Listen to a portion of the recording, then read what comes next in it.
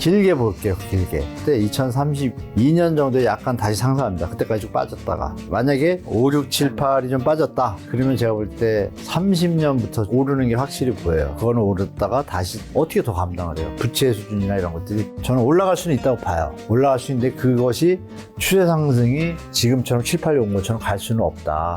앞으로는 계속 시장의 하방 압력이 강해질 거다라고 판단하는 게 좋을 것 같습니다. 네.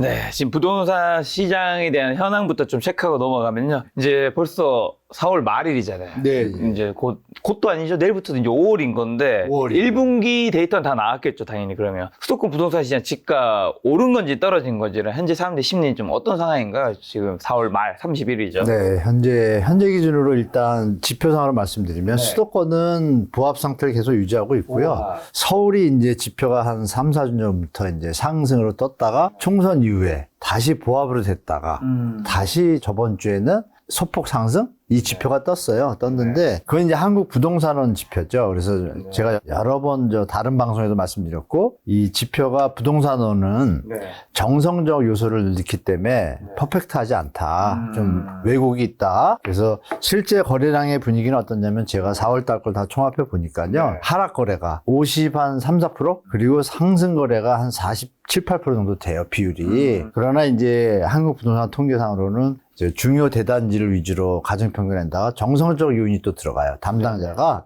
이쪽 지역에 자기가 생각할 때 좋다 그러면 그걸 올려요. 그래서 이제 흐름만 보시면 되고 그리고 수도권은 그 부동산 지표에서도 이렇게 몇 군데 일부 지역을 제외하고는 여전히 보합이나 하락 방향으로 좀 추진하고 있고 거래량을 좀 말씀드리면 그림이 좀 총선 이후에 말씀 주신 것처럼 총선 이후에 약간 변화의 조짐이 있는데요. 그러나 3월 달은 확실하게 총선 전이었잖아요. 그 신생아론도 겹치고 또 기사들 많이 나왔잖아요. 뭐 2, 3년 뒤에 주택 공급 물량이 지금 착공이 없으니까 입주 물량이 좀 부족할 거다. 이런 어떤 공포 마케팅 또 이런 부분이 이제 부각이 되다 보니까 3월 달에 이 그림 보시면 이렇게 쭉 치고 갑니다. 쭉 치고 가요. 그래서 이게 4,000건까지 넘었습니다. 어제 기준으로 4,038. 3년 만에 4,000자 찍은 거예요. 이게 무슨 의미냐면 서울의 6,100에서 200건 사이가 이제 평균 거리인데 그동안은 반토막도 안 됐죠. 3,000에서 계속 헤맸잖아요. 그래서 최초로 지금 이거 찍어서 기사에 좀 많이 나와요. 3년 만에 4,000 찍어 이렇게 나오는데 우리 시청자분들이 정확하게 보실 건 이 부분이죠. 평균선에서 위에 있을 때 위에서 추세가 이어질 때 상승과 폭등이 일어나지만 평균선에서는 보합 수준이라는 얘기죠. 근데 지금 그보다 약하거든요. 그러니까 거래량이 평균 거래량 수준이 안 되니까 거래량이 받쳐주지 않은 상태에 가격 상승? 서울이 약간 상승했던 거? 이거는 이제 일시적 상승으로 볼 수 있는 소지가 많잖아요. 그 와중에 이제 4월 달 거래량이 이제 5월까지 신고를 하니까 아직 한 달 남았지만 추산을 할 수가 있습니다. 어떻게 추산하냐면 보통 4월 달에 계약한 분들이 그 다음 달에 신고하는 비율이 한 7, 80%에서 60% 왔다 갔다 해요. 많을 때가 1.2 정도고요. 근데 1,700건이 나왔어요. 그 4월 어제 날짜로 1,780건이니까 두 배를 곱하면 만약에 신고를 뒤에 다 한다 반 정도가 이렇게 하면 3,400건이 나오고 근데 제가 그 경우는 거의 없어서 지금 생각하니까 2,900에서 3,300건 정도 나올 것 같아요. 그러면 4,000건에서 다시 3,000대로 내려간다는 거는 추세를 못 이루잖아요. 그래서 요번에 그러면 이런 상태로 이어지다가 소폭 강세를 이어지다가 거래량은 조금씩 있으니까 그러면 선호 지역들은 강세를 유지하겠지만 일반 지역들은 다시 꺾일 수 있는 게 한 4월, 5월이니까 6월 정도면 그게 나타날 수 있다고 좀 보여요. 제가 볼 때. 그 전에도 여기 보시면 쭉 쳤다가 작년 9월부터 내려왔잖아요. 이랬다가 이제 지금 다시 신생아론으로 가잖아요. 근데 신생아론 예산도 적잖아요. 그런 걸 계산하면 6, 7월이면 이게 다시 조금 더 힘을 잃을 수 있다라고 좀 예측이 되고 있어요. 그 다음에 요건 어떤 자료인가요? 그러니까 이게 이제 매물하고 이제 좀 아까 말씀드린 것처럼 거래량이 약간 정체에서 좀 올랐지만 매물이 이제 중요하잖아요. 우리가 시장을 볼 때 항상 매물을 보셔야 되는데 어쨌든 지금 말씀하신 건 거래량은 반등은 했지만 이게 지가 상승을 오래 지속하기에는 힘이 부족하다. 지금 그리고 다시 좀 4,000건에 3,000건으로 살짝 내려가는 느낌이 좀 보인다. 맞아요. 네, 그렇게 예측이 되고 제가 3년 전부터 방송도 하면서 계속 매물량을 말씀드렸는데 보시는 것처럼 선이 이제 보시면 우리가 느낌상 있잖아요. 이때 이때를 좀 보시면 좋습니다. 이때가 2022년 우리 하반기 때 많이 내렸잖아요. 이 막대기는 이제 전세 물량이고요. 이게 매매 물량이란 말입니다. 그러면 이 갭이 벌어진다는 얘기는 뭐냐면 전세를 놓을 물건을 매매로 전환된 게 많은 거죠. 매매 수요가 있으니까 상승기였으니까 이때가. 그랬다가 임계점에 다다르면 사람들이 덜 사기 시작하잖아요. 그러면 다시 전세로 돌리는 사람들이 생기는 거예요. 안 팔리니까. 그러면 요 갭이 있을 때 전세 물량이 늘어나면서 매매 물량이 줄 때가 하락기입니다. 그럼 쉽게 이해되시겠죠? 안 팔리니까 전세로 돌려야 되고. 근데 이제 그 뒤로 여러 가지 정부 정책으로 인해 가지고 지금부터 이게 내려오고 매매 물량이 올라가잖아요. 시장이 좋아지니까. 그럼 안 좋아지기 전에는 꺾이기 시작하잖아요. 근데 아시는 바와 같이 작년 9월에 한번 꺾입니다. 이렇게. 꺾이니까 전세 매물이 또 줄죠. 그럼 전세 매물이 느는 시점은 다시 하락할 수 있다라고 예측할 수가 있잖아요. 근데 이 선이 갭이 너무 커졌어요. 예전에 비하면. 그러니까 지금 정부의 신생아와 특례 보금자리론으로 인위적으로 시장을 받쳤다고 우리가 예측할 수도 있겠죠. 갭이 많이 벌어졌으니까 세간에서 얘기하는 한번 요번에 내려가면 좀 급하게 내려갈 수도 있다라는 시나리오도 하나 예측이 되고, 정부가 잘 케어를 잘 한다면 시장에 충격 없이 그러면 연착륙으로 갈 수 있다라고 저는 이제 보고 있죠, 시장을. 그러니까 시청자분들도 요 갭이 심상치 않다는 걸 좀 이해하시면 좋을 것 같아요. 합하면 매물이 11만 개인데, 그러니까 요것만 볼게요. 8만 4천 개면 서울의 입주 물량이 3만에서 4만 사이를 보는데 2년치잖아요. 네, 거기다 또 입주 물량이 나오잖아요. 또 하반기에 여러분 다 아시잖아요. 올림픽 파크 포레온. 그게 12,000세대가 11월이나 내년 1월 사이에 입주인데 지금 벌써 매물이 한 1,000개 나와 있습니다. 그리고 가격이 하방 압력을 주고 있어요. 강동구에. 그러면 이제 송파구로 좀 올 겁니다, 이게. 그렇죠. 그 시간이 걸리는데 그게 이제 6, 7, 8월 되면 이제 시장에 그런 변화들이 나타날 거라고 좀 예측을 하고 있습니다. 지금 강동구, 송파구 뭐 이런 얘기 해주셔서 그러면 지금 강남 3구는요 어떤가요? 강남구랑 서초구는 괜찮은 건가요, 그러면? 네, 강남구 같은 경우에는 아시는 것처럼 신고가 보도가 좀 많이 나오잖아요. 강남구 압구정동에 갑자기 뭐 30억 오르고 이런 기사들 나오고. 그런데 이제 압구정만 좀 나오고 서초구는 신고가가 이제 한 두 단지 정도 그래서 나오는데, 중요한 건 그 신고가가 난 단지들에서 또 하락 거래가 있습니다. 동시기에 2, 3, 4월 사이에. 그러니까 시장이 혼재되어 있죠, 어떻게 보면. 그러면 그 신고가가 정확한 신고가인지는 아직 확인이 안 됐습니다. 왜냐면 신고한 거니까. 그 부분에 대해서 여러분들도 좀 예전에 그런 얘기 있었잖아요. 그 자전거래식으로 허위 거래로 가격만 올려놓고 자기는 빠지고 이런 것들이 있는데, 제가 사례를 하나 말씀드리면 강남구 아파트 거래량 제가 그림 보시면 이렇습니다. 이렇게 보시면 2006년이잖아요. 이때가. 보시면 뭐 구죠. 강남구입니다. 1200개까지 가고. 근데 예전보다 그 전체 우리 영끌 막 올라오고 이럴 시절에 여기 보시면 요거는 한 900건밖에 안 돼요. 900건이 될 때 느낌이 뭐냐면 이거죠. 가격이 높아져서 거래가 줄었다고 우리가 판단할 수 있겠죠. 근데 지금은 어떻냐면 더 낮잖아요. 보면 여러 가지 정책이 있음에도 불구하고 그러면 확연하게 거래가 덜 되는 걸 우리가 알 수 있잖아요. 그러니까 여기서의 신고가와 그렇죠? 이때 이 지금의 신고가는 의미가 좀 다르다는 얘기죠. 그러면 우리가 이해할 수 있는 거는 강남구 가격이 많이 올랐구나. 예전에 수준에서 강남구 사람들도 또 거기에 주택을 매입하려는 분들도 그 나름대로 자산 수준이 있잖아요. 그 부분이 갭이 벌어졌다고 우리가 볼 수가 있는 거고요. 다음 거를 보시면 대치동이에요. 우리 음마 있고 그런데 음마, 미도 다 있죠. 그쪽에 이제 대치동 거래도 아까 그 그림하고 다른 점은 뭐예요? 더 꺾였어요. 그러니까 강남구에서도 높은 지역은 더 거래가 줄었다는 걸 우리가 알 수가 있겠죠. 그러면 수요가 감소했다는 얘기죠. 예전보다. 그걸 보시고 그 중에 하나를 보시면 감소한 중에 이 그림이 좀 의미가 있는데요. 보시면 대치 삼성이라고 아시는 분 아실 텐데 59.88이에요. 25평인데 보시는 바와 같이 쭉 가다가 같이 갔다가 여기까지 잘 갔어요.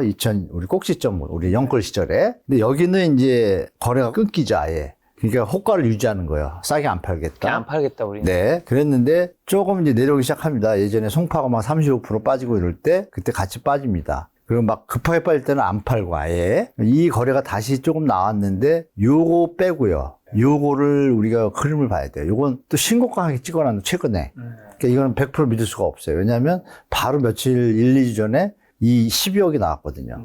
그럼 우리가 갭이 크잖아요. 그러니까 뭘 믿어야 되는 거죠? 위에 그렇죠. 걸 믿어야 그래서 되나요? 제가- 아래 걸 믿어야 되나요? 이거? 그렇죠. 하락 거래는 거짓을 안 하거든요. 네. 상승 거래 신고가는 거짓인 나중에 해지하거나 이런 형태들이 나오는 거고. 왜 상승 거래를 왜 거짓이? 인위적으로 시장 가격을 올려야 부동산 공인중개사 입장에서 네. 거래할 때 수수료도 늘잖아요. 12억짜리하고 16억짜리하고 틀리잖아요. 근데 수수료가. 누군가 어쨌든 저걸 사야 되는 거잖아요. 인위적으로 할 수 있죠. 김 작가님하고 저하고 계약을 써요. 아, 실제 사는 건 아니고. 그렇죠. 그리고 신고를 해요. 아, 신고를 그런 사람이 했어요. 있어요. 아, 많죠. 왜 또 세상에 아시면서 많다고 할 수는 없고 종종 종종 있죠. 있다. 아, 종종 있죠. 종종 있고 전 정부 때 그래서 뭐 투기 감시반 뜨고 막 그랬잖아요. 그러시면 하락은요? 그게 있을 수 없나? 예를 들면 떨어지길 바래서 내가 이렇게 해야지. 네, 이렇게 해서 아니죠. 그 이런 지사고 할 것들 테니까. 제가 조사해 봤더니 하락거래는 다 등기 완료가 거의 95%, 99%입니다.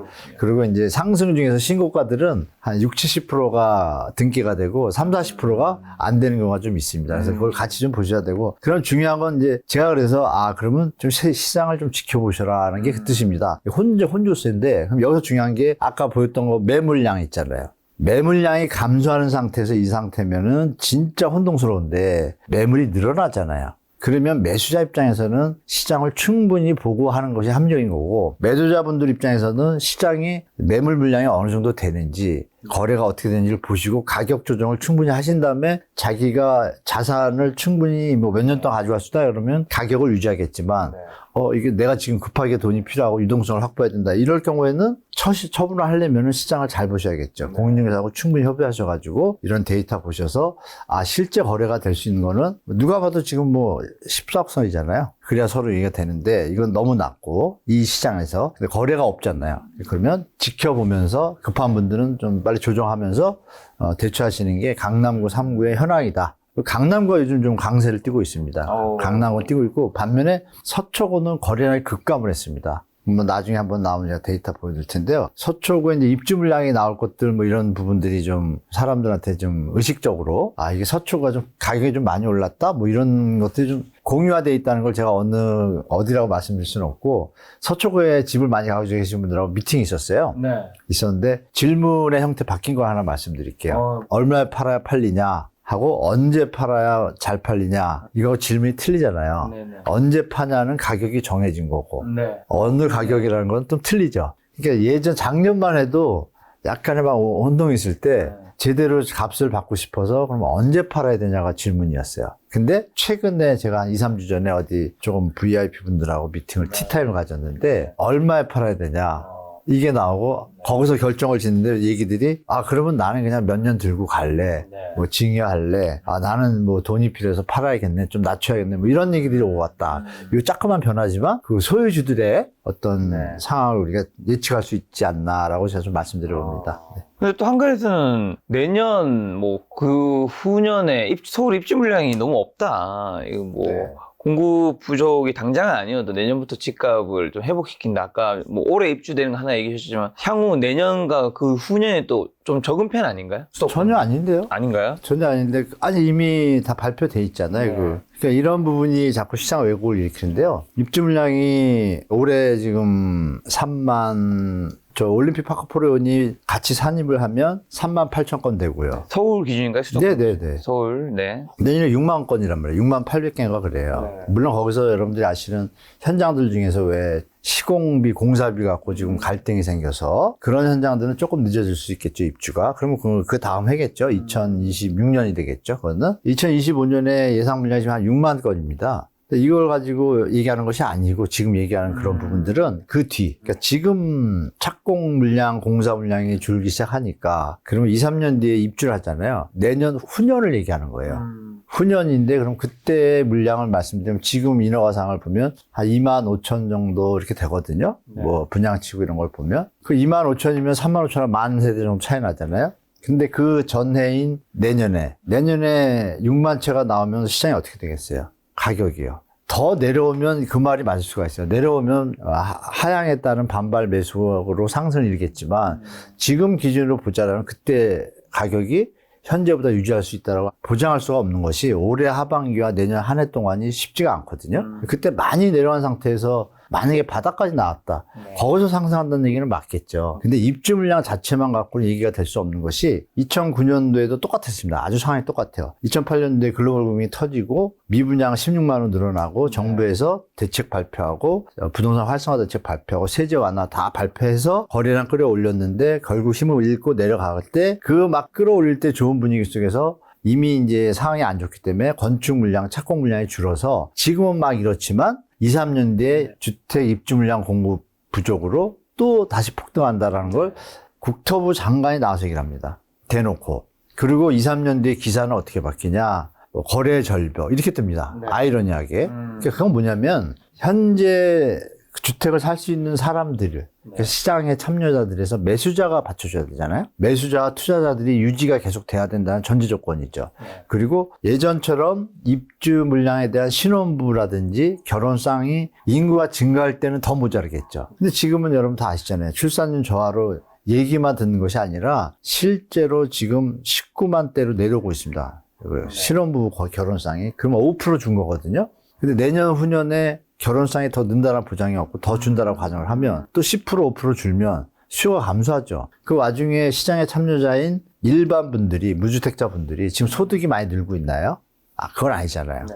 경제가 좋아져야지 2, 3년 뒤에 돈을 모아서 따라오고 대출 이자가 또 받쳐줘야 되는데 금리가 지금 안 받쳐주잖아요. 네. 물론 2, 3년 뒤에 금리가 인하될 수는 있겠죠. 근데 그걸 아무도 모르잖아요. 그렇기 때문에 우리가 그걸 함부로 예측할 수는 없고 그냥 그 논리만으로 맞다. 어떤 거? 경제학 자체가 if 가정법이잖아요. 모든 다른 조건이 뭐 기본적으로 돼 있다고 할 때는 말씀처럼 공급 물량이 적으면 살 사람이 많으니까 당연히 가격이 오르겠죠. 그렇죠. 근데 지금은 그 환경이 그렇지 않잖아요. 네. 그걸 같이 보시라고 좀 말씀드리겠습니다. 그러면 지금 교수님께서는 올해 부동산 집값 하락을 예상하시는 것 같네요. 네네. 하반기에 가면 이제 하락이 아니라 저는 정상화 조정 기간으로 다시 들어갈 거다라고 말씀드릴게요. 지금부터 그러면 정상화는 어느 정도나 정상화되는 걸까요? 서울 수도권 같은 경우는. 최고점 대비 30에서 40%, 지방하고 수도권은 50% 정도까지가 최대 폭이라고 봅니다. 가능한 선이라고 보고 있고요. 서울은 지금 특례보금자료 장려를 많이 회복했잖아요. 송파하고 강남 쪽은 90%까지 회복했습니다. 그 얘기를 말씀드리면 20%에서 25% 더 하락할 여지가 있다고 볼 수 있는 거고 하반기 때. 그리고 이미 노도강은 이미 많이 빠졌죠. 40% 50%까지 많이 빠졌으니까 그건 뭐 현실화돼 있고 거기는 도리어 반발 하락폭 과대로 인한 반발 매수, 그러니까 일시적 상승을 기대할 수가 있고 중간 지역들은 이제 거래량이 받쳐주지 않으면서 매도 물량이 나오면서 하반기로 갈수록 점점 매수 심리는 약화되는데 매도 심리는 높아질 것 같아요. 네. 그러면 뭐 아까도 말씀드린 것처럼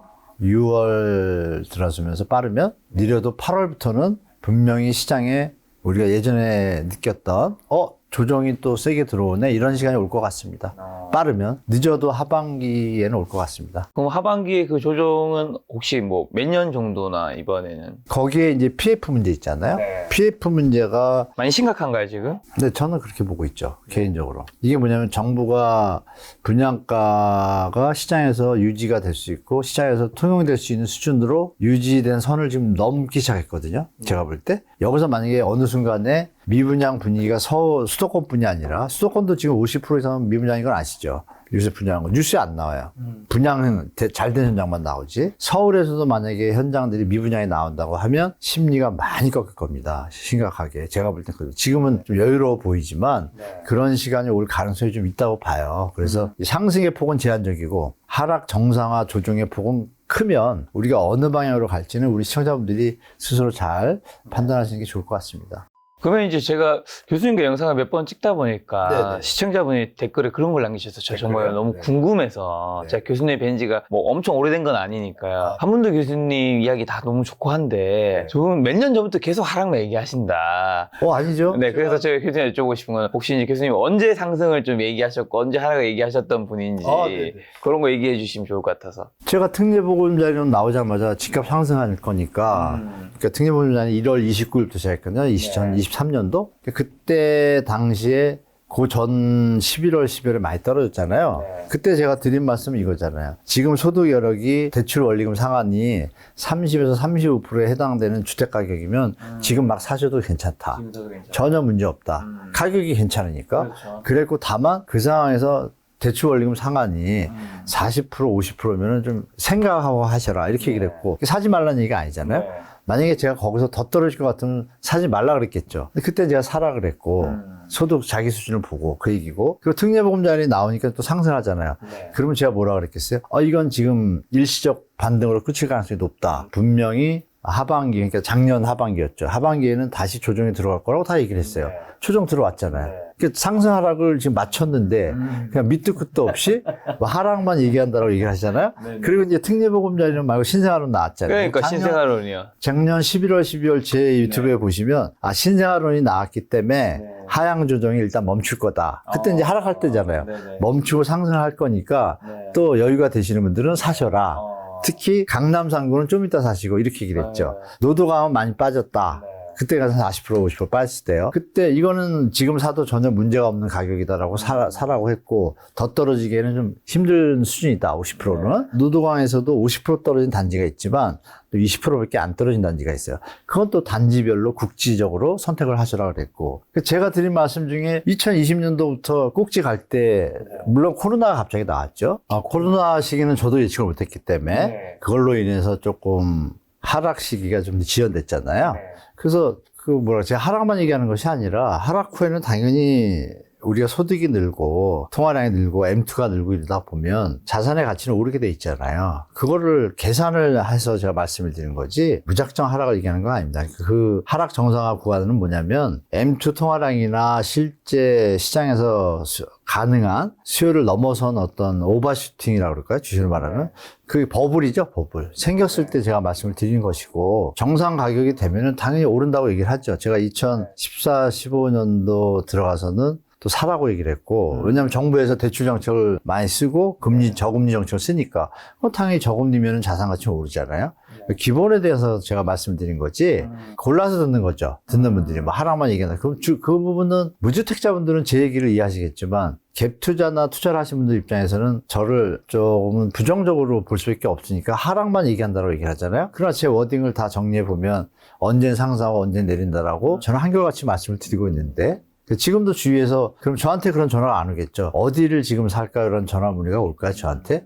그러니까 제대로 아시는 분들은 저의 어떤 뷰를 무조건 뭐 하락 정상화론자가 아니라 시장의 펀더멘탈에 맞춰서 팩트를 얘기해 준 거라고 좋게 보시는 거고 말씀드린 대로 조금 제가 자꾸 하락을 강조하니까 투자하신 분들 입장에서는 이쁘게 안 보이잖아요. 그거 충분히 이해합니다. 그러니까 제가 드릴 수 있는 말씀은 저는 하락론자는 절대 아닙니다. 정상화론자라고 그 기준이 일단 시장에서 자산 가치가 충분히 예전보다 약간의 어떤 가수요가 가세해서 투기까지는 아니지만 투자 형태로 약간 업이 된 가격이 될 수가 있잖아요. 주식으로 말하면 약간 고평가? 고평가를 넘어서면 이제 버블이 위험한 거잖아요. 그러니까 그런 부분에 대해서 제가 주로 지적을 하고 또 젊은이들이 많이 고생하잖아요. 그런 관점에서 제가 뷰를 높은 거에 대해서 좀 더 강하게 이것은 조정이 될 수밖에 없다. 조정되는 게 국가 경제에 도움이 되고 앞으로 미래에 도움이 되고 이런 뷰를 자꾸 얘기하니까 이제 하락으로만 보시는 분들은 그만 들리시는 거고 저를 이제 믿어주시는 분들은 제 어떤 그 워딩이나 어떤 뷰에 대해서 나름 보시고 그러니까 뭐 이렇게 유지가 되고 지금도 이렇게 출하고 있는 거 아닐까요? 그 사람들이 또 원하시니까. 네. 앞으로 다시 부동산 상승 사이클이 오긴 오나요? 오죠. 언제쯤 올까요? 지금 아까 말씀드린 것처럼 작년에 노원과 많이 빠졌을 때 시간이 지나면 이거는 그때 제가 이렇게 했어요. 건축 비용을 계산하고 이러면 신축이랑 비교했을 때 어느 정도의 상승 갭이 있다라고 제 개인적인 유튜브에서 말씀을 드렸고 지금 전체적으로 제가 이 내용을 길게 볼게요. 길게. 2030년까지 갔을 때 2032년 정도에 약간 다시 상승합니다. 그때까지 쭉 빠졌다가 제가 볼 때 만약에 2004년이잖아요. 5, 6, 7, 8이 좀 빠졌다. 그러면 제가 볼 때 30년부터 좀 오르는 게 확실히 보여요. 그거는 오르다가 다시 재조정 들어가는데 그 사이에 단기적으로는 제가 말씀을 드릴 수 없는 게 가격이 충분히 빠지면 다시 오르겠죠? 그러니까 가격 수준으로 얘기를 해야지. 제가 이렇게 말씀드릴게요. 시청자분들한테. 자꾸 뭐 언제 그러는데 가격이 중요하잖아요. 내가 살 수 있는 수준이 돼야지 집을 사는 것이지. 언제 집값들이 빠졌다고 했을 때 그때 살 수 있는지를 모르잖아요. 그러니까 드릴 말씀은 지역마다 또 다 달라요. 예를 들면 어느 지역이 입주 물량이 막 쏟아졌어요. 그런데 갭 투자한 분들이 많아요. 그러면 소화가 안 되니까 가격을 낮추게 팔게 되잖아요. 그 시기가 제일 저렴할 수도 있잖아요. 그 지역은. 그러니까 전국적으로 지금 질문하신 뷰에 대해서는 뭐 다른 전문가분들은 어떻게 하시는지 모르겠지만 저는 도덕적으로 언제 이렇게 표현을 잘 못하겠어요. 다만 흐름상은 말씀드릴 수가 있죠. 크게. 지역적으로 많이 지금은 점점 차이가 많아요. 특히 송파 같은 경우는 이제 가을에 보십시오. 가을하고 내년 초까지요. 입주 물량이 워낙 많기 때문에 2030 분들은 피부를 못 느꼈지만 저는 2번을 겪었기 때문에 제 나이 또래 되신 분들은 다 이해하실 거예요. 그래서 자꾸 물건이 느는 이유도 그런 거에 있고 그래서 드릴 말씀은 언제라는 거에 말씀드리면 가격 수준이 아까 질문에 제가 답변 드렸잖아요. 어느 수준이 적정하다. 그때가 되면은 그건 무조건 다시 재반등할 수 있는 바닥이 우리가 요즘 얘기하는 바닥. 그 지점인 거죠. 그 가격 수준이. 근데 그때는 이제 경제상하고 맞춰가지고 언제든지 충분히 바닥이라고 판단되면 들어가시는 거죠. 무리하게 들어가지 마시고. 예. 오래 기다려야 되는 것 같긴 하네요. 2030년이라고 하면 좀. 그거는 이제 장기 플랜에서고 요번 사이클에서는 지금 계속 받치고 있잖아요. 가격을. 아마 빠질 겁니다. 하반기부터. 그때 한번 빠지는 갭이 이제 중요하죠. 이걸 정부가 다시 받쳐줘서 거기서 이제 여러분들이 아시는 미국의 금리 인하나 이런 것들이 겹쳐져서 경제가 살아난다면 가격 유지가 되겠죠. 그때가 바닥인데 만약에 그렇지 않다면 한 번 더 빠지겠죠. 그때 이후에는 올라가겠죠. 그 시기를 제가 미국의 대통령이 아닌데 그거 어떻게 감히 얘기를 해요. 그거 얘기하는 거는 사실 제가 볼 땐 지식의 과용이라고 봐요. 그거는. 그래서 제가 드릴 말씀은 왜 해외의 어떤 금리 상태라 경제 상태 또 우리 자체의 어떤 펀더멘탈을 같이 봐야 되는데 제가 드릴 말씀은 우리 자체 펀더멘탈을 볼 때는 하반기 일단 정리가 되니까 정리가 되는 폭이 깊다라면 내년 하반기 후 입주 물량 공급 부족이라는 2026년에 상승의 어떤 베이스가 좀 강하죠. 근데 만약에 많이 안 떨어졌다 그러면 그때 상승 못 따라가죠. 다시 더 조정될 수도 있고 이렇게 저는 말씀드릴게요. 네. 지금 말씀하신 정부 정책이 되게 중요하다 말씀. 이제 총선은 끝났고 이제 그럼 부동산 정책 정부는 이제 앞으로 어떻게 할까 올부터? 정부가 특별히 막 과감하게 던질 조항들이나 시장에 도움이 되는 정책들이 일단 야당이 다수당이 됐기 때문에 대부분이 꺾였습니다. 꺾였고 그리고 아까 말씀드렸던 매물량 늘어나는 거 있지 않습니까? 그 속도가 총선 이후에 더 늘어나고 있잖아요. 그러면 시장을 매도자분들은 이미 주택을 사고 팔고 했던 경험이 있던 분들이니까 그분들의 어떤 시장에 대한 전망이 정부가 할 수 있는 어떤 활성화 정책이 제한적이라고 판단했을 거고 그러니까 매물이 늘어나는 것이고 이제 제가 볼 땐 조정이 오른다고 저는 보는데 정부에서 할 수 있는 건 이제 법을 통과하는 거 외에 시행령으로 시장을 활성화할 수 있는 정책을 할 수 있겠죠.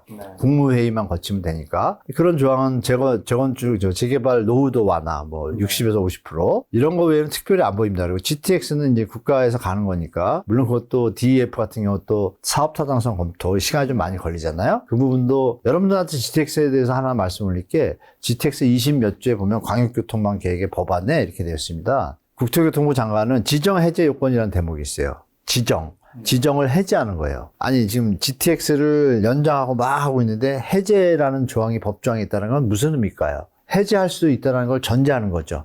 지금 발표된 것들이 분명히 말씀드린 거예요. 이건 부정적 비판적 개념이 아니고요. 팩트를 제가 말씀드려서 조심하시라고 말씀드린 거예요. GTX DEF 연장선에 대해서 이 말씀드린 조항이 뭐라고 되어 있냐면 교통 혼잡이 해소됐다고 판단될 시 국토교통부 장관이 직권으로 지정 해제할 수 있다가 있습니다. 그러면 어느 날 해제하면 해지될 수도 있다는 얘기잖아요. 그러면 우리가 교통상태 요새 동탄수서간 개통됐잖아요. 개통됐는데 힘이 약하잖아요. 이 25,000명 일일 통행 뭐라 그러죠? 사람들 나르는 통행 수단의 양이 25,000명으로 봤는데 수요를 지금 8,000명, 7,000명 이렇대잖아요. 물론 삼성역이 2028년도에 다 개통되면 조금 늘어날 수는 있겠죠. 그래도 과연 25,000이 될까? 그러면 수요 예측이 잘못된 거잖아요. 그럼 앞으로 예산이 막다하게 들어가는 다른 현상들에 대해서 과연 사회적 여론이 분명히 나올 거예요. 또 인구 감소론이 3, 4년 뒤면 더 가시화될 거고 이런 게 겹치면서 사회에서 조금 전향적으로 이 교통 확장에 대해서 지역분들한테는 안 좋은 쪽으로 갈 수도 있다는 가능성이 법정에 들어있다는 걸 참고하시고 무작위적으로 GTX 다 될 거라고 판단하시는 거는 정부의 어떤 플레이를 너무 100% 믿으시면 안 된다는 걸 좀 말씀드리고 그래서 정부 할 수 있는 거는 제한적인 거 말씀드린 시행령으로 고칠 수 있는 거 청약제도라든지 이런 것들이잖아요. 그리고 뭐 할 수 있는 게 이런 건 있겠죠. 미분양 양도세 감면을 좀 늘릴 수 있을 것 같아요. 미분양분이 좀 늘어나기 시작하면 부동산 PF 현장에 좀 악화되면 이건 좀 살려야 되잖아요. 경쟁의 측면에서. 그때는 정부가 그 조항을 좀 강하게 확대해서 부동산 가격이 너무 빠졌다고 판단되면 그 정책은 나올 것 같습니다. 제가 볼 때. 어쩌면 하반기나 내년 초에 나올 가능성이 있거든요. 그때는 자산가들이 또 매입을 할 수 있는 여건이 되기 때문에 그때 많이 빠졌다는 얘기거든요. 만약에 그렇다면 우리 무주택자분들도 그때는 좀 매수에 신경 쓰셔야 됩니다. 네. 그리고 미국의 금리 인하가 원래 예상한 것보다 계속 늦어지고 있잖아요. 네, 저는 늦어지는 게 부동산 시장에 어떤 영향이 있지 않을까요? 많이 있죠. 저는 뭐 예전부터 미국 금리나 너무 쉽게 판단하지 말라고 말씀드렸었고, 여러분, 시청자분들 기억 더듬어 보세요. 재작년을 더듬어 보시면 돼요. 재작년에 막 주택 가격 막 많이 빠지고 이럴 때, 2022년 하반기 때, 많이 빠질 때, 온 데서 그랬잖아요. 금리 인하 내년에. 그게 작년 얘기예요. 인하는커녕 뭐 올해도 지금 인하 안 하잖아요. 2년째 인하를 얘기하는 게 시장이고, 그러나 시장과 정부의 정책, 경제 정책은 똑같이 갈 수는 없잖아요. 시장은 과열될 수밖에 없는 거. 아무 때고. 과열됐을 때 정부는 당연히 긴축을 해서 조정을 해야 되고. 그러면 우리가 간단히 볼 수 있는 게 이제 물가 지표하고 자산 지표는 이제 우리가 나오지는 않지만 내부적으로 경제학자나 전문가들은 자산 인플레이션의 정도를 체크하거든요. 지금 자산 인플레이션이 심하잖아요. 여기서 만약에 금리 인하를 하면 어떻게 되겠어요? 저부터도 또 투자하겠죠. 그러면 물가가 가라앉나요? 안 가라앉죠. 그럼 물가가 더 올라가면 어떻게 돼요? 이제 악순환의 시작이 시작되는 거죠. 그걸 정부는 알잖아요. 통화정책 정부도 알고 한은도 알기 때문에 금리 인하에 대해서 좀 보수적인데 그럼에도 불구하고 우리의 가계부채 문제가 좀 심각하고 많이 심각한 거죠. PF 문제 심각하고 연체율 지금 많이 올라왔거든요. 제가 여기 그림 하나 있는데요. 제가 제목을 이렇게 써놨잖아요. 한국은 상장사 42% 좀비 기업이라고 써놨잖아요. 현재의 상황입니다. 작년 3분기 말 금감원 보고서예요. 그럼 우리 시청자분들이 보실 게 이제 이 부분입니다. 여기 보시면 2월 말 기준이에요. 금감원에서 4월 24일 날인가 발표한 거거든요. 여기 보시면 이 선이 이제 연체율 올라가는 선의 흐름이에요. 보시면 기업 대출 중에 대기업은 도리어 괜찮아요. 현금도 많고 부자예요. 중소기업부터 이제 꺾여 올라가죠. 특히 개인 사업자 보십시오. 이게 중요합니다. 많이 올라가요. 이게 여러분 시장에서 많이 보셨죠? 왜 부동산을 담보대출 규제가 좀 들어오고 DSR 뭐 바젤3 들어오니까 좀 규제를 들어오니까 약간의 뭐 우회로 대출 받는다고 해서 사업자용 대출로 아파트를 맡겨가지고 받는 게 많아졌잖아요. 그게 이제 개인 사업자 대출 중에 대부분 차지하는 부분이 있습니다. 근데 얘가 급하게 올라가잖아요. 그럼 이거 좀 우리가 좀 눈여겨봐야 되고, 그 다음에 이제 가계대출 중에 보시면 주택담보대출은 대환대출이나 이런 정책을 정부가 나름 잘 했어요. 그래서 연체율이 급하진 않지만 그럼에도 불구하고 아까 거에 비하면은 그 곡선이 좀 낮죠. 비교적. 전체에 비하면, 전체. 근데 문제는 이 신용대출이에요. 이게 갑자기 이렇게 하는데, 여기 보시면 가다가 멈췄다가 다시 가잖아요. 요 멈춘 게 뭐냐면 여러분 기억하시겠지만 그 카드사부터 해가지고 뭐 금융사들이 카드사를 데리고 있잖아요. 이런 데들이 부실 채권들에 대해서 매각 상각 처리를 많이 하고 대손충당을 많이 쌌어요. 그래서 일시적으로 낮아진 것 같았는데 털었는데도 불구하고 또다시 올라가는 거예요. 그러니까 이제 금융기관의 재정 상태, 자본 상태는 좋아진 건 아니죠. 나빠지고 있고. 그래서 이 부분에서 우리가 급하게 올라가는 신용대출과 개인사업자 이 부분이 볼륨에 대해서 그럼 시장에서는 어떤 영향이 있을까요? 금리나 말씀하신 것처럼 금리나 계속 안 될 때 이분들은 이게 더 올라갈 가능성이 높잖아요. 그러면 공매, 경매 물건이 더 나올 것이고 그 분위기 속에서 뭐 임차권 등기도 많이 나올 것이고 이런 것들이 가시화되는 순간에는 시장의 이제 조정이 강하게 올 수도 있다라고 예측이 되겠죠. 그래서 금리 인하는 여러분들이 보실 게 그 금리 그림이 있으면 좋은데 1995년도에요. 그때도 금리를 많이 올려가지고 물가를 좀 잡았습니다. 살짝. 잡아가지고 금리를 살짝 내렸어요. 0.25, 0.25 두 번 내리니까 물가가 다시 튀는 거예요. 그러니까 다시 금리를 올립니다. 이걸 왜 말씀드리냐면 미국의 11번의 긴축재정 정책을 썼던 기간 중에 지금까지요. 60년대 이후에. 그중에 성공한 사례가 그때인데요. 파월이 지금 그거를 계속 가끔가다 얘기를 해요. 연착륙을 위해서 최선을 다하고 있다. 근데 그 시나리오랑 딱 맞거든요. 그러니까 제가 드릴 말씀은 일단 지표가 좋게 나왔다라면 내렸을 거예요, 이번에. 왜? 바이든 대선 때문에 금리 인하를 해줘야 시장에서 아시잖아요. 뭐 약간의 좀 호응을 좀 많이 할 텐데 그분을 하려고 애를 썼는데 파월이 워딩까지 했잖아요. 구두개기까지 했다가 지금 한 달 만에 번복했잖아요. 지표가 안 뜨니까. 그럼에도 불구하고 좀 어려운 현장들에 대해서 뭐 어려운 분야가 많잖아요. 근데 지표가 안 받쳐주니까 여전히 금리 인하할 명분이 없는 거예요. 근데 시장에서는 어렵다. 어려우니까 좀 경제를 위해서 좀 내려달라고 하는데 그 포커스가 지금 시장하고 안 맞기 때문에 이게 장기화될 가능성이 높다. 그래서 페드 워치라고 있죠. 그게 지금 완전히 바뀌었습니다. 한두 달 만에. 올 초하고 많이 바뀌었어요. 그래서 시청자분들께서 금리 인하를 쉽게 기대하시면 안 된다.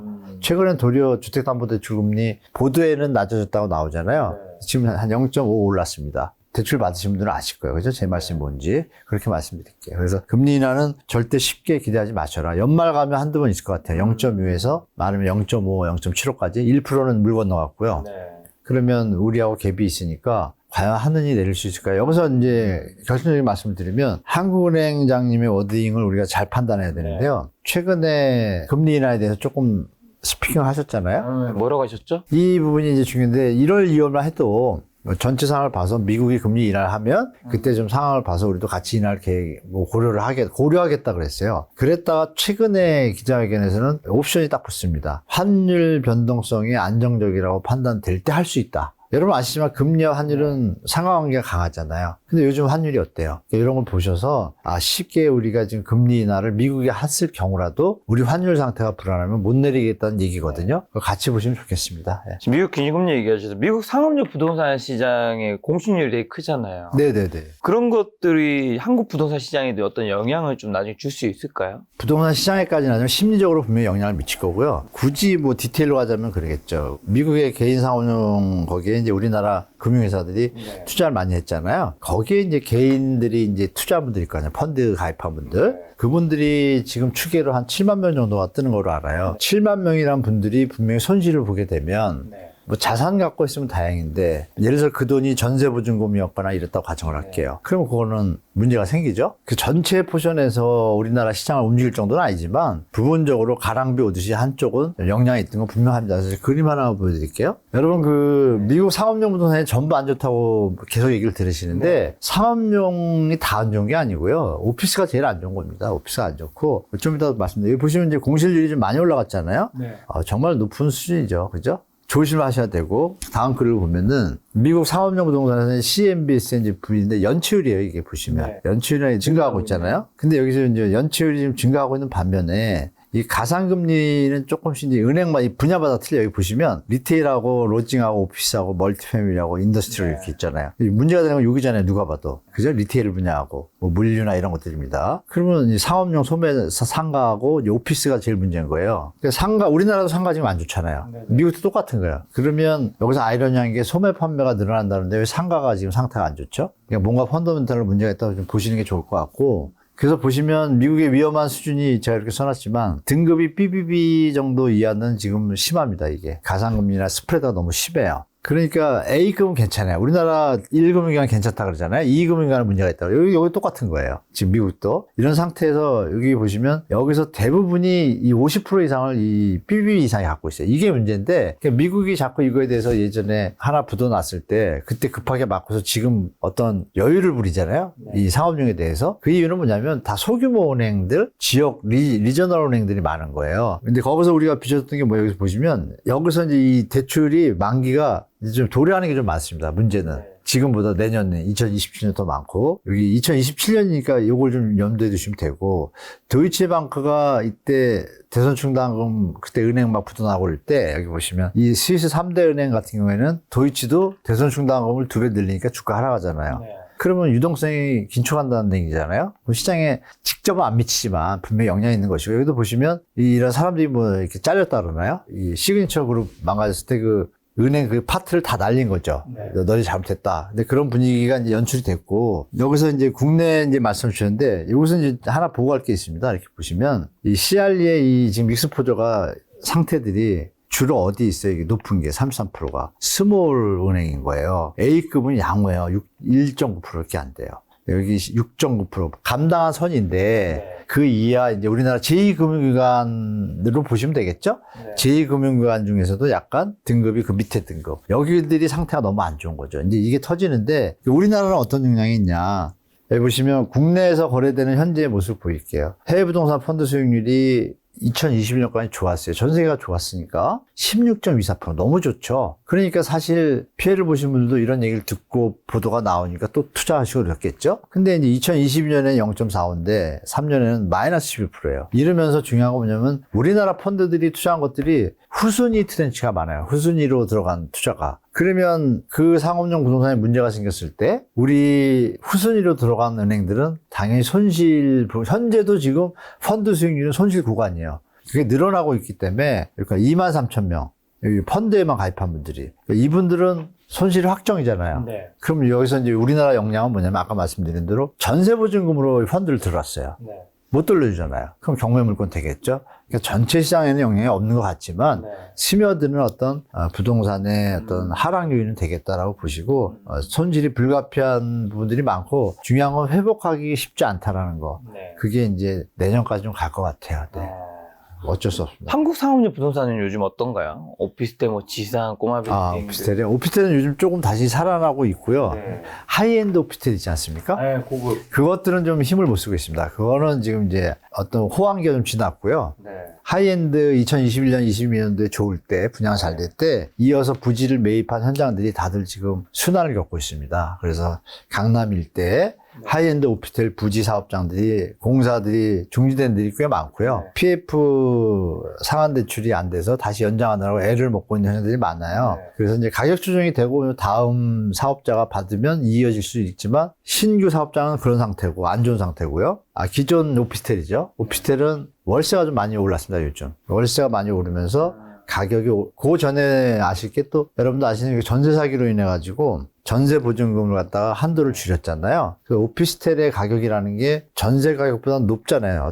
어떤 우리가 부동산을 볼 때. 근데 전세 가격이 오피스텔에 거의 95%까지 대출이 되던 때에서 전세 사기로 인해서 제도가 바뀌어가지고 전세 보증금의 한도가 한 10% 감소됐어요. 쉽게 말하면 1억으로 받던 전세가 9천으로 되니까 월세를, 전세금을 돌려줘야 되잖아요, 보증금을. 그래서 한때 강남 일대 오피스텔 소유주들이 막 전세 보증금 1,000만 원 10개면 1억이잖아요. 근데 돈 없고 이런 분들이 좀 어려웠었거든요. 그러면 그만큼 전세 가격은 내려갔어요. 내려갔는데 월세로 이걸 전환해서 받으려는 그 소유주들이 월세 가격이 반영되면서 오피스텔 월세가 강남 일대, 마영선 일대 다 올랐습니다. 다 오르면서 그러면 수익률이 올랐다는 얘기잖아요. 그러면서 가격이 한번 빠졌다가 하이엔드 발로 좀 빠졌다가 지금 약간 강세를 띄기 시작했습니다. 오피스텔은. 그리고 이제 상가 말씀하셨잖아요. 상가는 제가 볼 때 초주금이라고 그냥 말씀드릴게요. 뭐냐면 현재 있는 수도권의 핵심 지역들도 명동에, 여러분이 기억을 더듬으시면 작년 가을인가요? 명동에 그 경매 나왔잖아요. 상가인데. 그럼 말 다 한 거죠. 간단한 겁니다. 그 초핵심지 중 하나의 명동. 그럼 경매 나올 일이 없잖아요. 누가 봐도. 그쵸? 그만큼 또 강남에도 경매 많이 나오고 있고 그래서 물론 수도권은 여러분들 다른 유튜브에서 많이 보셨을 거예요. 다 텅텅 비어 있는 거. 강남은 지금 오피스는 좀 좋아요. 오피스는 좋은데 상가들은 지금 힘을 많이 못 쓰고 좀 임대료가 낮추는 추세고 실제로 상가 임대 수익률이요 많이 빠졌습니다. 오피스는 A급.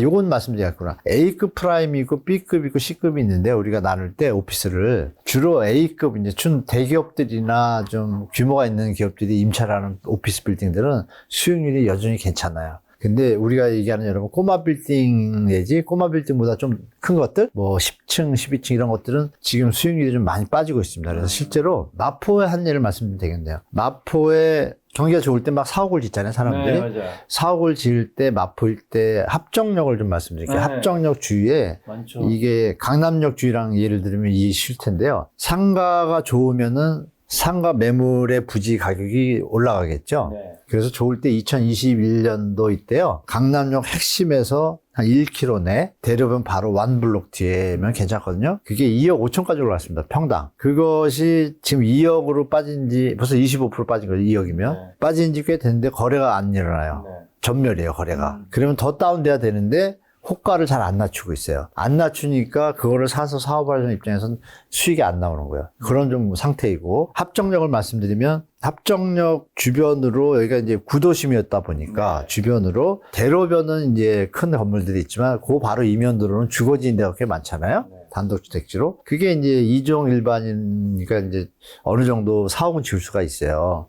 지을 수 있는데 그러니까 사옥을 지으려는 분들이 많이 매수를 할 때 가격이 합정역 주변으로 한 1km 내가 1억 5천까지 올라갑니다. 1억 8천도 가고 호가가 거래가 1억 5천도 됐었어요. 2년 전에. 지금은 1억입니다. 1억인데 거래가 안 됩니다. 실제 상황이.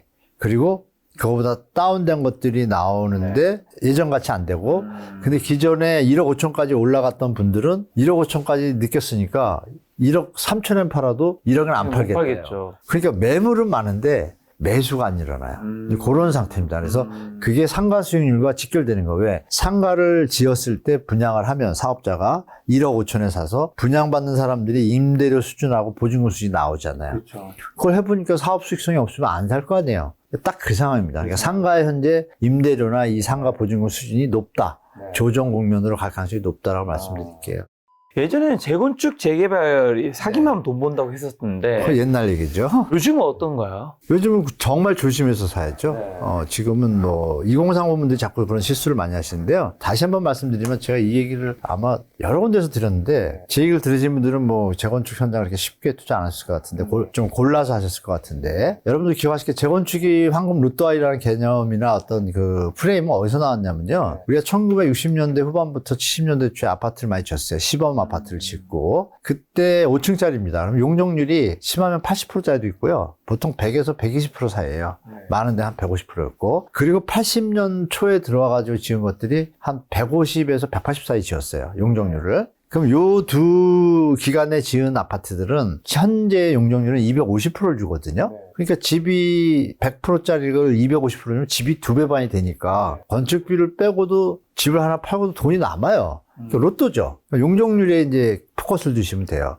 근데 그러면 지금 2000년에 지은 거를 볼게요. 2000년에 지은 것들은 180에서 220%, 30%가 많아요. 그러면 그 중에 230%라고 가정할게요. 이런 걸 잘 모르시고 재건축 단지가 싸게 나와서 덥석 사면 안 되는 거죠. 230%인데 250%면 늘어나는 게 뭐가 있어요? 없죠? 그러면 건축비는 누가 내야 되죠? 내 돈으로 내야겠죠? 그게 요즘 보도에 나오는 부담금, 소송, 이런 건데, 그러면 여러분들이 보시기에, 지금 이제 남은 게 거의 없어요, 서울에. 그러면 서울에는 재건축 투자할 것이 지금 5층, 7층, 12층 있는 압구정, 이런, 목동 이런 데밖에 없는 거예요. 나머지는 아닌 거예요. 그래서 제발 재건축 투자하실 때 예전에 황금알은 이미 지나간 시대고, 그거에 해당되는 아파트들은 지금 거의 다 지금 가격이 반영된 상태고, 그래서 당분간은 재건축 투자는 신중하게 하셔야 된다라고 다시 한번 말씀드리겠습니다. 서울에 네. 고층 아파트나 오피스텔 같은 데 있잖아요. 네네, 그렇죠. 제가 요즘에 들었던 이야기에 따르면 네. 뭐 30층 이상에 살면 네.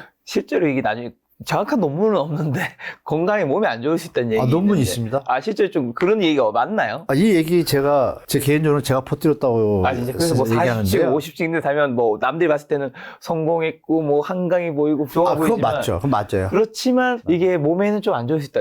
좀 안 좋아가 아니라요. 네. 국내 논문도 있습니다. 진짜 제가 자신있게 말씀드리면 정확한 정보 알려주시죠. 다음에 이제 불러주면 제가 가져올게요. 네, 그렇죠. 알겠습니다. 제목까지. 그거는 정말 사실입니다. 몇 층부터예요? 30층 넘어서면서부터 그래요. 30층 넘어서부터. 네네. 그 데이터가 한국에서 최근에 한 두 분이 논문을 내셨고, 네. 일본은 이미 20몇 년 전에 냈고요. 그래서 제가 그 논문을 보고 예전부터 고층에 대해서 얘기를 하고, 우리나라에 초고층 건축협회가 있어요. 50층 이상에. 거기 분들하고 대화도 많이 하고, 초고층은 좀 자제하자, 이런 얘기 개인적으로 해본 적이 있거든요. 제가 이제 대화를 나눌 때. 그리고 요새 초고층 바람이 불었잖아요. 그때 제가 힘이 미약하다 보니까 이렇게 김 작가님처럼 불러주시면은 많이 얘기할 기회가 있는데, 또 김 작가님 여기 나왔을 때는 또 그 부분보다는 다른 부분이 중요해서 그랬고, 다른 데 가서 제가 많이 말씀드렸습니다. 초고층에 대한 문제점 제가 공부도 좀 해가지고 너무 잘하기 혹시 때문에. 어떤 문제가 있죠? 일단 30층 이상부터 좀 안 좋다. 일단 유산율이 높아집니다.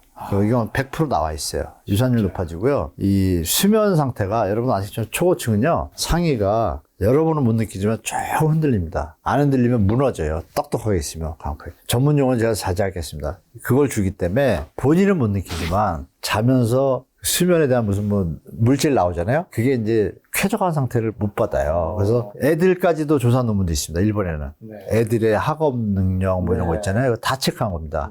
유산율, 또 그리고 스트레스 두통 이런 거 있잖아요. 다 체크한 결과 초고층에서 특히 30층 사는 사람들 있잖아요. 다 이 지상에서도 제일 좋은 층은요, 나무 높이인 이 6, 7m 높이입니다. 그 옛날 보면 부자들, 높은 사람들 보면 1층, 2층 유위에 살잖아요. 로마 시대 걸 봐도 그렇고, 이렇게 1층보다 2층 이렇게 살잖아요. 그게 이제 땅의 기운을 이런 여러 가지 설이 있는데, 그걸 따져봤을 때 30층이 좋다라는 거는, 말씀하신 대로 일단 좋아요. 일시적으로. 그러니까 우리가 연인하고 가서, 이럴 때 너무 좋죠. 뷰 좋고. 네. 그래서 사무실 일 보고 나가면 되잖아요. 쉬면 되잖아요. 가능한데, 주거용으로는 누구나 이렇게 쾌적하다고 얘기한 사람은 중요한 건 여기서 살아봤어요, 여러분? 안 살아보셨잖아요? 살아본 사람은 살라고 권유 안 합니다. 거기까지만 말씀드릴게요. 알겠습니다. 자세한 이야기 다음번에. 네, 자세한 얘기는 준비하도록. 따로 한 편이 나오니까. 알겠습니다. 네. 그 이야기 논문 너무 분명히 있다 재밌을 것 같네요. 네. 자, 한국 사람인데 유독 부동산에 좀 집착한 이유는 뭐라고 보시나요?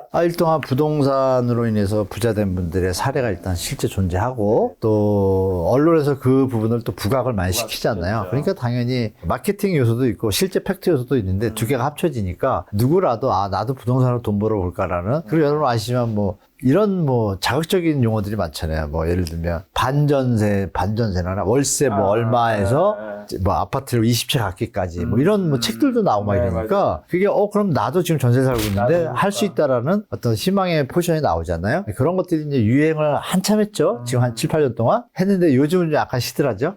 시들하니까 그러니까 이제 부동산에 대한 관점이 이제 바뀔 때가 저는 이제 왔다고 생각합니다. 지금 2030들은 아직 안 빠져나오고 있는데 설마 이게 내려가 이러더라고요. 제가 물어보면 길 다니면서 물어보거든요. 부동산이 계속 오르죠? 그러면 네, 계속 오를 것 같아요. 그러면 한 2년 전만 해도 저를 째려봤어요. 그냥 모르는 사람한테 물어보거든요. 근데 지금은 뷰가 달라요.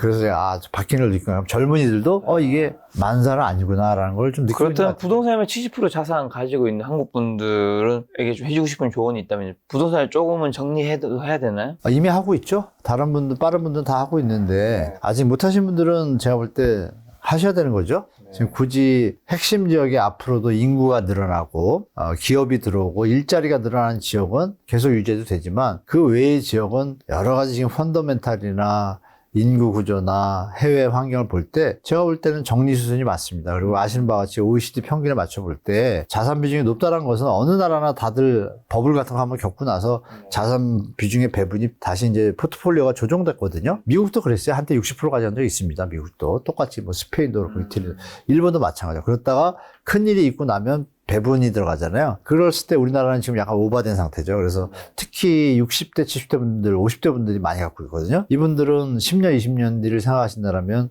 지금 60대, 70대 분들이 이제 처분하기 시작했어요. 근데 이제 조금 있으면 50대 분들까지 가세하면 매물이 더 늘어날 겁니다. 이제 그런 것도 예측하셔서 시장에 대처하시는 게 현명한 시기가 점점 다가오고 있다. 그래서 자산 배분 다시 한번 체크하시고. 인구 감소랑 고령화 시대이기도 하니까 그런 것도 어느 정도 좀 처분도 좀 필요한 거라는 뜻인가요? 그럼요. 지금 인구 감소에 대해서 너무 간과하는 분들도 있고 1인 가구 얘기 자꾸 하시는데요. 1인 가구 데이터 갖고 한번 좀 불러주시면 그때 또 말씀드려야겠네요. 알겠습니다. 다음 시간에 1인 가구 소득의 수준을 가지고 우리가 살 수가 그다음에 있잖아요. 초고층 해야 될 게 많네요. 저 사실 초고층에 살고 싶었는데 사는 건 좋죠. 잠시 1, 2년 사는 건 전혀 건강에 문제가 안 되는데 조금 뭐 3년 단위 넘었으면 좀 문제가 되나 보더라고요.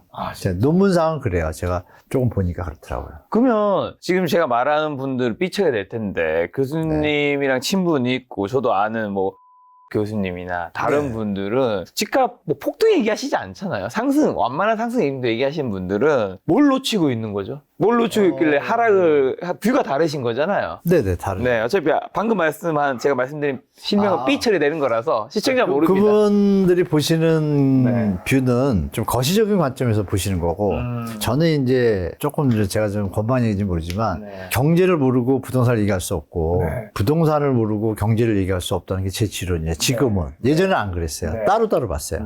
그러면 이제 우리 경제학 박사님이신 그분들의 뷰는 거시 경제상 미국의 금리가 인하고 이런 걸 맞춰서 보시는 거고 저는 국내 30년 동안 부동산 했으니까 그리고 경제는 한 15년 전부터 제가 공부를 했거든요. 그 뷰를 맞춰보니까 그분들이 보는 뷰도 일리가 있는 거예요. 논리가 타당해요. 있지만. 그리고 저는 제 입장에서 말씀을 드리면 제 뷰의 타당성도 꽤 아주 있어요. 타당성이. 그러니까 그걸 가지고 서로 토론해서 뭐 서로 판단력이 그러니까 이런 거죠. 어떤 여자분이 있는데 뭐 이렇게 비교해서 죄송하지만 김 작가님은 되게 이쁘다고 할 수 있지만 저는 다르죠. 제 이상형이 아닐 수도 있잖아요. 맞아. 그런 뷰를 봐주셔야지 그것을 뭐 다르다고 뭐 특별하게 뭐 비판하거나 이럴 생각은 전혀 없고요. 그분의 뷰도 이해는 되는데 제가 볼 때는 그분이 놓치신 거는 이 부분 같아요. 실제 시장에서 팔고 사는 사람들이 어떤 사람들인지 그러니까 현재 시장을 구성하고 있는 사람들이 네. 어떤 사람, 그러니까 무주택자가 많잖아요. 그럼 무주택자가 많으면 무주택자들 중에 집을 살 수 있는 사람이 있고 못 살 수 있는 사람이 있잖아요. 근데 대출을 받았을 때 그 임계점이라는 구간이 있는데 제가 볼 때 그 구간에 대한 건 좀 깊이 들어야지 이제 정리가 돼요. 근데 그 부분에 대한 팩트는 아직은 체크를 안 하신 것 같고 저는 이제 그걸 체크해 보니까 이거는 매수 여력이 너무 약하다. 펀더멘털이 안 따른다. 경제가 발전하고 인구가 받쳐주는 게 유지가 돼야 되는데 이런 뷰에 대해서 만약에 언론에서 이 부분을 부각하면 더 빨리 내릴 것이고 현재 장세의 펀더멘털을 봤을 때는 하방 힘이 너무 강하다고 저는 판단하고 있고 올라갈 수 있는데 이거는 반론을 드릴 수가 있겠죠. 뷰에 대해서 박사님이 여기서 더 올라가면 분명히 더 빠른 시간에 짧은 그 몇 년 안에 터진다. 저는 이렇게 얘기할 수 있겠죠. 왜? 감당할 수 있는 수준이 아니라는 거는 데이터에 나와 있잖아요. 어떻게 더 감당을 해요? 부채 수준이나 이런 것들이 뭐 OECD에서 괜히 발표하는 게 아니잖아요. 앞으로 정책을 잡으라는 건데 저는 올라갈 수는 있다고 봐요. 올라갈 수 있는데 그것이 추세 상승이 지금처럼 7, 8년 온 것처럼 갈 수는 없다. 그 기간을 약간 늘릴 뿐이지 제가 볼 때는 그러면 더 크게 터질 수도 있다라고 저는 보고 있습니다. 더 올라가면. 작년에는 특례, 올해는 신생아 이럴 때도 이제 교수님은 이제 그런 구간에서 집을 좀 이전엔 좀 사도 괜찮다라는 멘트를 하신 적이 있는. 네, 맞아요. 늘 이제 사면 안 된다고 하시는 입장이 아닌 건데 그럼 부동산 관련 경매 건수가 요즘 제가 알기로 되게 많은 걸로 아는데. 네, 많죠. 이럴 때 경매는 어쨌든 충분히 싸게 사는 거일 테니까요. 그렇죠. 이제 사도 된다고 말씀하실 것 같은데 어떻게 보시나요? 매번 말씀드렸죠. 경매는 하시면 좋다고 말씀드렸고 다만 초보자의 경우에는 실수할 수가 있으니까 경매 대리인이라는 제도가 있다고 말씀드리고 지역에서 여러분이 사시는 지역에 10년, 20년 정도 오래된 부동산 사장님을 아시면 그분이 경매 대리인인 경우가 있어요. 그분한테 부탁을 하시는 게 제일 안전하고 좋습니다. 경매 지표가 나오네요. 네, 그리고 보시는 것처럼 경매 지표를 보시면 지금 분위기를 이렇게 보시면 여기입니다. 이게 2022년 우리 하락기 시작하면서 갑자기 늘어나잖아요. 엄청 증가했네요. 네. 근데 중요한 건 특례보금자리하고 신생아론으로 주택가격이 막 상승하고 그럴 때 보면 약간 주춤한 것 같다 다시 갔다 주춤한 것 같다 다시 가잖아요. 그러면 그 추세는 뭐예요? 이게 정책으로 커버할 수 있는 선을 넘어서게 경매 물건이 늘어나고 있다? 이건 우리가 주지해야 될 상황이고 다만 최근에 지금 서울에 특별한 어떤 뷰가 보이는데요. 서울 경매가 계속 낙찰률이 30%대였거든요. 그런데 최근에 40%를 찍었어요. 3월 달인가에. 그 정도 수치면은 조금 경매 나온 물건들이 많이 유찰되거나 이런 것들이 낙찰이 돼가지고 됐던 건지 낙찰가율도 또 조금 올라왔어요. 그러면은 지금 경매 시장에 말씀 주신 대로 기존 시장에 정상적인 거래 물건보다 저렴하게 나온 물건들이 많다는 얘기죠. 이쪽에 수요가 늘어나고 있다 그러면 일반 대중들이 이렇게 판단할 수 있죠. 기존 시장 걸 사는 것보다 경매 가서 난 집을 살래, 더 싼 걸 살래 이거잖아요. 그럼 이 가격이 앞으로의 선행지표이기 때문에 이 경매 가격이 앞으로의 주택 가격에 기준선을 제시할 수도 있는 거예요. 그래서 경매 가격이 계속 내려오고 있는 추세에 경매 물건이 또 계속 늘어난다는 거. 이거는 여러분들이 시장이 줄기 전까지는 앞으로는 계속 시장의 하방 압력이 강해질 거다라고 판단하는 게 좋을 것 같습니다. 네. 조금 의미 있는 여기 변화가 있는데 빨간 게 이제 서울입니다. 이렇게 내려오잖아요. 임차권 등기. 그러니까 전세보증금 못 돌려줘가지고 여러분 전세 기사 요새 보시잖아요. 전세가 상승했다 그거에 휘둘릴 필요가 없는 것이 전세가 상승하면 당연히 5억짜리 전세가 6억이 됐으면 전세보증금 돌려주고 돈이 남죠. 새로운 임차인이 오면 그러면 이 지표가 나오면 안 되죠. 그렇죠 여러분? 왜 임차권 등기가 늘어나죠? 말이 안 되잖아요 지금. 그 얘기는 뭐냐면 서초 반포 아크로비파크를 제가 예를 들면 전세 가격이 2021년 22년 초에 32평이 24억이었어요. 전세 가격이. 그랬다 2022년 말에 10억으로 떨어집니다. 그게 지금 14억, 15억, 16억 왔다 갔다 해요. 그러면 24억이던 게 15억, 16억이면 10억 차이 나잖아요. 그분이 보증금을 돌려줄 수 있을까요? 그러나 14억에 떨어진 다음에 전세 가격이 지금 올라간다는 지표는 15억, 16억이니까 당연히 올라가죠. 이 지표만 보고 시장이 전세 가격이 상승이 매매 가격으로 이어진다? 이건 정말 빠른 판단이죠. 이 그림처럼 다시 올라가잖아요. 다시 올라가는 거 왜 올라가죠? 보증금을 못 돌려준 사람이 다시 늘어난 거잖아요. 그러면 전세 가격이 상승하는 것은 기저효과를 말씀드린 거예요. 10억이 5억 됐다가 6억 된 거예요. 그러니까 10억이었던 사람이 나가려고 그러면 4억을 못 내주면 당연히 경매로 들어가겠죠? 그런 상황이 지금 이어지기 시작했다. 이걸 좀 잘 보시기 바랍니다. 오대광 씨 말씀 주신 그 뷰는요. 인천부터요? 인천이요? 인천은 이제 국지적입니다. 아직 시장이 입주 물량이 워낙 많아서 충분히 좀 빠진 데들이 많거든요. 네. 그런 것들은 이제 가격 저항선에 다다랐고요. 그런데 이제 최근에 또 입주하는 물량이 또 올해도 꽤 있어요. 네. 그런 단지들은 분명히 조정을 한 번 더 겪을 겁니다. 더 그 기존보다. 그럼 겪게 되면 약간의 조정 하락이 다시 올 수 있어요. 오는데 그때 넘어가면 제가 볼 때 저항선까지 좀 간 것 같아요. 그래서 물량이 많지만 소화되는 선에서 뭐 현장별로 갈 것 같고, 광주나 대전은 조금 제가 볼 때 조심하는 국면이 아닐까, 그쪽으로 가시는 게 좋을 것 같아요. 하방 요인이 많아지는 것 같습니다. 그리고 울산광역시는 다행히 그 입주 물량이 좀 적어요. 그래서 약간 강세를 띌 가능성이 높습니다. 올 한 해. 부산은 약세가 좀 강화될 것 같습니다. 입주 물량도 많고요. 매물이 급증하고 있습니다. 그리고 임차권 등기도 보시는 것처럼 예전에 비하면, 이게 이제 부산, 이 그림 하나 보시면 이 부산이거든요. 계속 늘어나잖아요. 이게 조금 앞으로 시장에 영향을 좀 줄 거다. 이렇게 보고, 어디 빠졌죠? 아, 대구는 뭐 다 아시니까 뭐 말씀드릴 거 없고. 어떤데요? 뭐 아시면서 그러세요. 우리 시청자분 너무 잘 아시니까 대구는 계속 이 상태로 그냥 내년까지 올해 말 정도 지나야 좀 풀릴까, 이 추세는 계속 이어질 것 같습니다. 세종은요? 세종은 대전이랑 비슷한가요? 아, 세종은 이제 입주 물량이 좀 있어요. 입주 물량이 있고 갭 투자한 분들이 뭐 디테일까지 말씀드리면 뭐하지만 매물이 좀 많아지고 있어요. 매물이 많아서 약간의 대전까지 영향을 미치고 있습니다, 이게. 그래서 대전은 이제 강세를, 다른 데들 조정받을 때도 강세를 띄었거든요. 네. 그래서 제가 개인적으로도 뭐 이렇게 말씀을 드렸었는데, 대전은 이제는 이제 하향 조정 구간을 이제 겪기 시작하는 때가 시작될 거라고 말씀드린 게, 올 봄인 것 같아요. 지금 봄이죠, 봄인데, 1, 2월에 제가 말씀드린 것 같아요. 그래서 대전은 이제 조금 조정 들어가고 세종하고 같이 조정 국면으로 좀 들어갈 것 같습니다. 자, 오늘 해주신 얘기 그럼 정리하는 최종 질문으로, 자, 무주택자분들, 1주택자분들 지금 그래서 어떻게 해야 되는 건가요? 아까 말씀드린 것처럼 하반기에 어떤 뭐 조정될 수 있는 여지가 많다고 제가 말씀드렸잖아요. 그렇다면 여러분들이 주택을 사실 때 한두 푼이 아니니까, 여러분 진짜 글로 뭐 장사하시고 직장 다니면서 다 어렵게 모으신 돈인데 1, 2억을 갖다가 큰 그거를 단순한 어떤 시장 기사라든지 이런 거에 휘둘려가지고 사시면 예전처럼 영끌 그걸 당할 수도 있잖아요. 근데 지금의 가격이 여러분 지역별로 너무 편차가 심합니다. 양가가. 어느 지역은 실제로 제가 말씀드린 비율 정도로 충분히 조정이 된 데도 있지만 아직도 안 빠진 게 조금 거품이 유지되는 데들이 꽤 있어요. 근데 거기에 이제 모르고 들어가시면, 그러니까 10억짜리가 20억이 됐는데 20억에서 18억 됐다고 이게 정상적인 가격으로 착각하는 경우가 있어요.